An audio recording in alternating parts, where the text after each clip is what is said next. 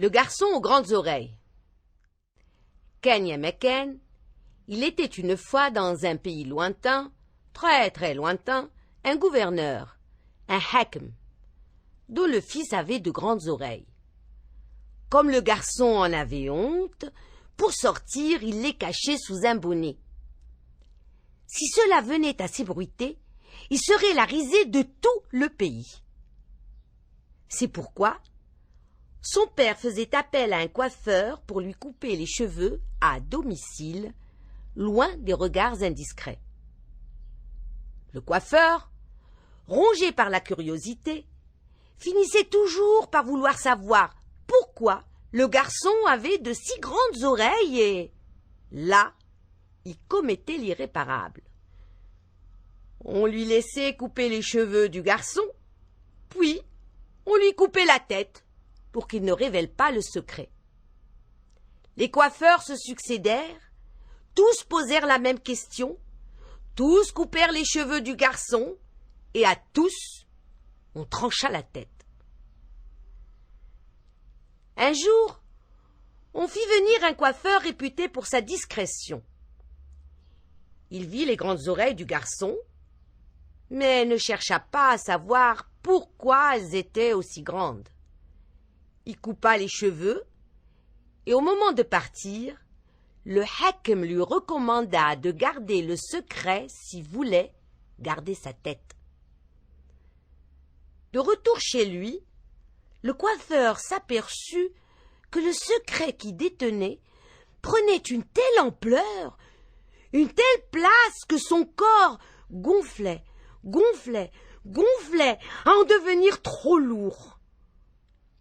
Pour se libérer de ce poids qui l'écrasait depuis de nombreux jours, il se rendit près d'un puits, se pencha le plus possible dans le vide et cria « Le garçon du hakim, il a de grandes oreilles! Le garçon du hakim, il a de grandes oreilles! Le garçon du hakim, il a de grandes oreilles !» Pour la malchance du coiffeur, la grenouille l'entendit et se mit à crier « Le garçon du hakim, il a de grandes oreilles! Le garçon a de grandes oreilles! Le garçon a de grandes oreilles !» Le pigeon, venu se désaltérer près du puits, entendit la grenouille et répéta à son tour « Le garçon a de grandes oreilles! Le garçon a de grandes oreilles! Le garçon a de grandes oreilles !» Le corbeau entendit le pigeon et se mit à hurler « Le garçon a de grandes oreilles! Il a de grandes oreilles! Il a de grandes oreilles! Il a de grandes oreilles !» Les autres oiseaux l'entendirent et crièrent à leur tour « Le garçon a de grandes oreilles! Il a de grandes oreilles! Il a de grandes oreilles! Il a de grandes oreilles !» Le secret fut révélé. La nouvelle se répandit dans tout le pays et arriva aux oreilles du hakim qui rentra dans une grande colère. Il ordonna à ses gardiens de lui amener le coiffeur pour le punir. Arrivé devant lui, le coiffeur jura Allah d'avoir gardé le secret et nia en avoir parlé à quiconque. À ce moment-là, le garçon intervint et dit à son père que le coiffeur était sincère.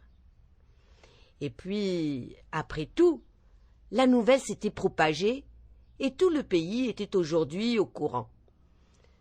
Cela ne sert à rien de tuer le coiffeur. Je suis une créature de Dieu. Je n'ai pas à rougir d'être différent des autres. Sur ce, le coiffeur fut relâché et le garçon, libéré de sa honte, sortait désormais sans bonnet. Mon conte est parti avec la rivière, et moi je suis resté avec les gens honnêtes. La chatte imprudente. Il était une fois un jeune homme du nom de Hamidi qui habitait une toute petite cabane dans un village, très haut perché dans la montagne. Il vivait seul et sa seule compagnie était une jolie petite chatte. Dès que le soleil se levait, il se rendait dans la grande forêt, et là, il cherchait de quoi vivoter, mais surtout de quoi nourrir la petite chatte. Il ne revenait qu'une fois le soleil couché. Enfermée à longueur de journée, la chatte trouvait le temps long. Au fur et à mesure qu'elle grandissait, l'ennui commençait à la gagner. Il n'y avait plus depuis longtemps une souris, un scarabée ou une mouche à chasser. Ce jour-là, elle trouva un autre jeu. Elle monta sur la table et avec sa petite patte fit tomber l'assiette où il y avait le repas de son maître. Elle renversa la jarre de lait et se régala avec tout ce qu'elle avait renversé. Puis, satisfaite, se lécha les babines, les pattes et attendit son maître. Ce jour-là, Hamidi rentra de la forêt et dans sa musette, il n'avait rien à se mettre sous la dent. Mais, se disait-il, j'ai un petit repas qui m'attend chez moi. Quand il ouvrit la porte, qu'il vit toute sa vaisselle cassée et son repas par terre, il fut pris d'une terrible colère. « Maudit chat, je me fatigue pour te trouver à manger et toi tu souilles ma seule nourriture de la journée. Tu vas voir ce que tu vas voir !» Il attrapa la chatte, se saisit d'un petit couteau et là, d'un petit coup, il lui coupa le bout de la queue et l'accrocha sur un mur. Et toujours furieux, il lui dit « Tu peux pleurer jour et nuit, verser un lac de larmes, je ne te rendrai ta queue que si tu remplis de nouveau ma jarre de lait. » Dès le lendemain matin, la chatte se réveilla tôt et se mit en chemin. Elle traversa la grande forêt, arriva dans de grandes prairies et vit une vache. Elle lui chanta. La vache, donne-moi du bon lait pour remplir la jarre que j'ai renversée et récupérer ma queue que mon maître a coupée. Je veux bien t'aider, lui dit la vache, mais pour donner du lait, il me faut de l'herbe. La chatte courut trouver une prairie. Prairie, prairie, prairie, donne-moi de l'herbe que je donnerai à la vache qui me donnera du bon lait pour remplir la jarre que j'ai renversée et récupérer ma queue que mon maître a coupée. Je suis tout assoiffé, tout desséché. Trouve-moi de l'eau et je te donnerai de l'herbe, lui dit la prairie. La chatte trouva un petit ruisseau et lui chanta. Ruisseau, ruisseau, ruisseau, donne-moi de la bonne eau que je donnerai à la prairie, qui me donnera de l'herbe que je donnerai à la vache, qui me donnera du bon lait, pour remplir la jarre que j'ai renversée et récupérer ma queue que mon maître a coupée. Je ne suis qu'un petit ruisseau. Il faudrait que la grande rivière me donne un peu de son eau. La chatte trouva la rivière. Elle lui chanta. Rivière, rivière, rivière, donne-moi de ton eau que je donnerai au ruisseau, qui me donnera de l'eau que je donnerai à la prairie, qui me donnera de l'herbe que je donnerai à la vache, qui me donnera du bon lait pour remplir la jarre que j'ai renversée et récupérer ma queue que mon maître a coupée. Le ciel ne donnera plus de pluie.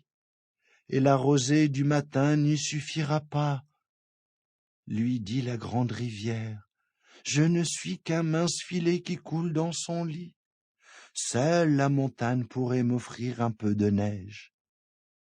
Alors, la petite chatte grimpa,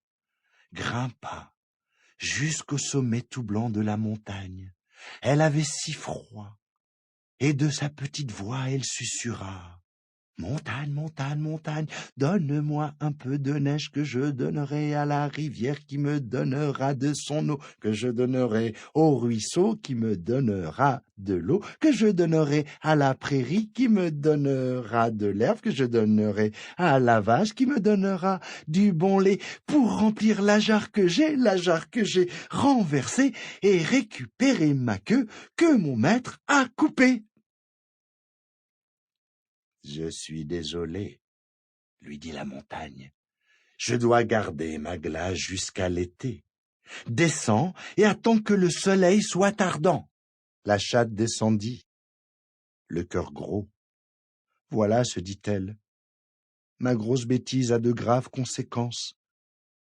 Je suis une chatte sans queue qui n'ose plus se montrer de peur d'être moquée. J'ai faim. Hamidi, mon maître, a eu raison d'être furieux. Ça fait mal d'avoir faim. La prochaine fois, j'y regarderai à 2 fois avant de faire des bêtises. La chatte était très triste. Elle s'allongea, s'enroulant sur elle-même, et attendit que la montagne daigne laisser fondre la neige. Les semaines passèrent, les lunes passèrent, les saisons passèrent. Un beau matin, la chatte entendit le doux bruit de l'eau. La neige était en train de fondre. Elle remercia la montagne. La rivière se remplit et donna de l'eau au ruisseau, qui irrigua la prairie pour donner de l'herbe tendre à la vache, qui, satisfaite, donna du bon lait. Enfin, la chatte remplit la jarre qu'elle avait renversée. Elle revint chez son maître Hamidi. Il était heureux de revoir sa compagne. Elle sauta dans ses bras et ronronna. Hamidi la serra contre son cœur et lui recolla la queue. Devant la porte, il trouva la jarre pleine de lait. Et la vie redevint comme avant. Mon conte est parti, le vent l'a emmené. Un jour il reviendra.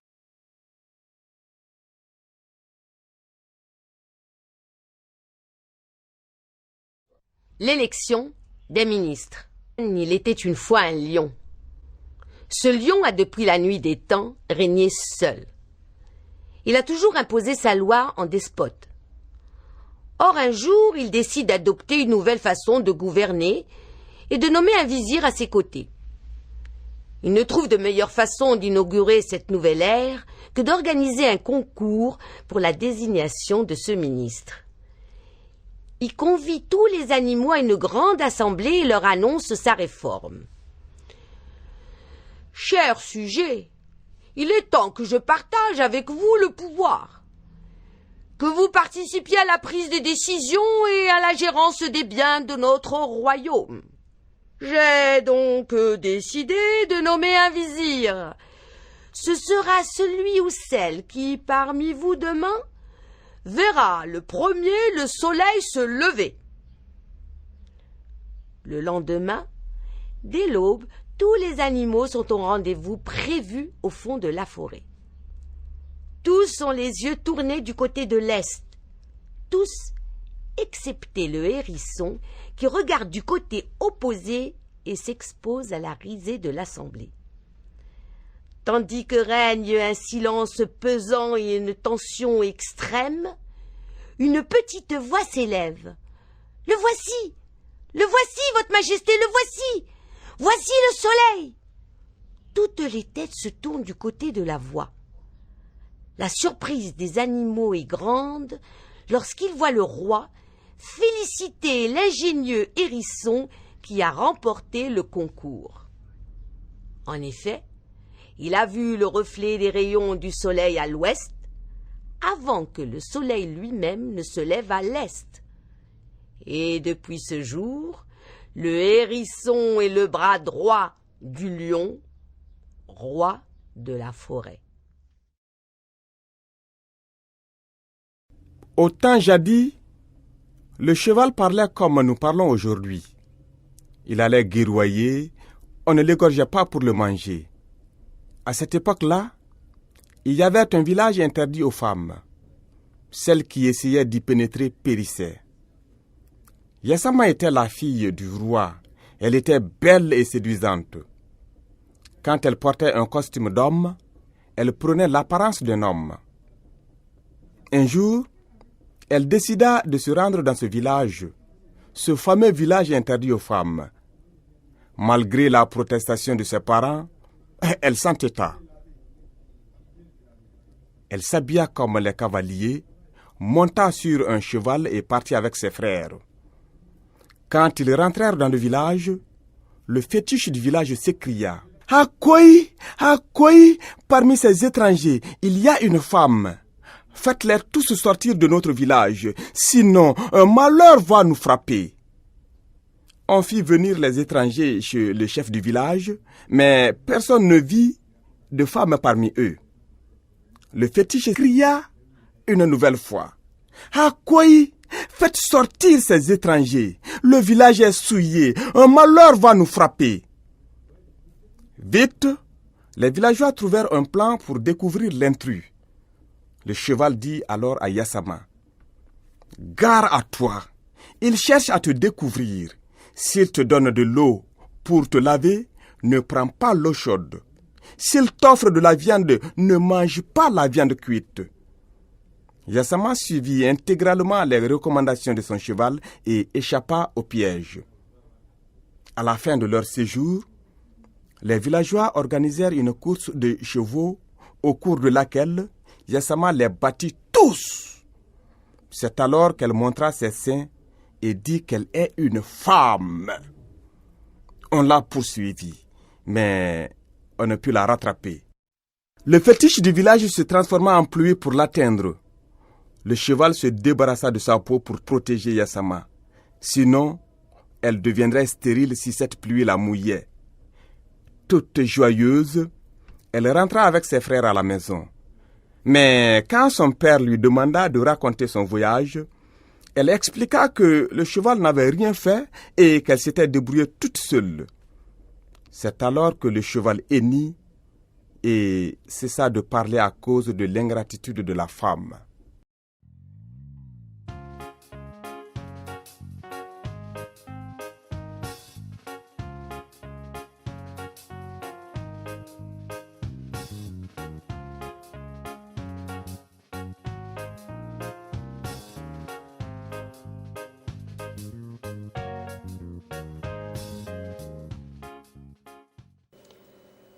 Le petit chaperon rouge. Il était une fois une petite fille de village, la plus jolie qu'on eût su voir. Sa mère en était folle, et sa mère grand plus folle encore. Cette bonne femme lui fit faire un petit chaperon rouge qui lui seyait si bien que partout on l'appelait le petit chaperon rouge. Un jour, sa mère, ayant cuit et fait des galettes, lui dit « Va voir comme se porte ta mère grand, car on m'a dit qu'elle était malade. Porte-lui une galette et ce petit pot de beurre. » Le petit chaperon rouge partit aussitôt pour aller chez sa mère grand qui demeurait dans un autre village. En passant dans un bois, elle rencontra compère le loup, qui eut bien envie de la manger, mais il n'osa, à cause de quelques bûcherons qui étaient dans la forêt. Il lui demanda où elle allait. La pauvre enfant, qui ne savait pas qu'il est dangereux de s'arrêter à écouter un loup, lui dit « Je vais voir ma mère grand et lui porter une galette avec un petit pot de beurre que ma mère lui envoie. » « Demeure-t-elle bien loin ?» lui dit le loup. « Oh oui, » dit le petit chaperon rouge. « C'est par-delà le moulin que vous voyez tout là-bas, à la première maison du village. »« Eh bien, » dit le loup, « je veux l'aller voir aussi. Je m'y en vais par ce chemin ici et toi par ce chemin-là, et nous verrons qui plus tôt y sera. » Le loup se mit à courir de toute sa force par le chemin qui était le plus court, et la petite fille s'en alla par le chemin le plus long, s'amusant à cueillir des noisettes, à courir après des papillons et à faire des bouquets des petites fleurs qu'elle rencontrait. Le loup ne fut pas long à arriver à la maison de la mère grand. Il heurte. « Qui est là ?»« C'est votre fille, le petit chaperon rouge, » dit le loup en contrefaisant sa voix, « qui vous apporte une galette et un petit pot de beurre que ma mère vous envoie. » La bonne mère grand, qui était dans son lit, à cause qu'elle se trouvait un peu mal, lui cria « Tire la chevillette, la bobinette chéra. » Le loup tira la chevillette, et la porte s'ouvrit. Il se jeta sur la bonne femme et la dévora en moins de rien, car il avait plus de 3 jours qu'il n'avait mangé. Ensuite, il ferma la porte et s'alla coucher dans le lit de la mère grand en attendant le petit chaperon rouge qui, quelque temps après, vint heurter à la porte. « Qui est là ?» Le petit chaperon rouge, qui entendit la grosse voix du loup, eut peur d'abord, mais, croyant que sa mère grand était enrhumée, répondit « c'est votre fille, le petit chaperon rouge, qui vous apporte une galette et un petit pot de beurre que ma mère vous envoie. » Le loup lui cria, en adoucissant un peu sa voix, « Tire la chevillette, la bobinette chéra. » Le petit chaperon rouge tira la chevillette et la porte s'ouvrit. Le loup, la voyant entrer, lui dit en se cachant dans le lit sous la couverture, « Mets la galette et le petit pot de beurre sur la huche et viens te coucher avec moi. » Le petit chaperon rouge se déshabille et va se mettre dans le lit où elle fut bien étonnée de voir comment sa mère grand était faite en son déshabillé. Elle lui dit, « Ma mère grand, que vous avez de grands bras. C'est pour mieux t'embrasser, ma fille. Ma mère grand, que vous avez de grandes jambes. C'est pour mieux courir, mon enfant. Ma mère grand, que vous avez de grandes oreilles. C'est pour mieux écouter, mon enfant. Ma mère grand, que vous avez de grands yeux. C'est pour mieux voir, mon enfant. Ma mère grand, que vous avez de grandes dents. C'est pour te manger. » Et en disant ces mots, ce méchant loup se jeta sur le petit chaperon rouge et la mangea.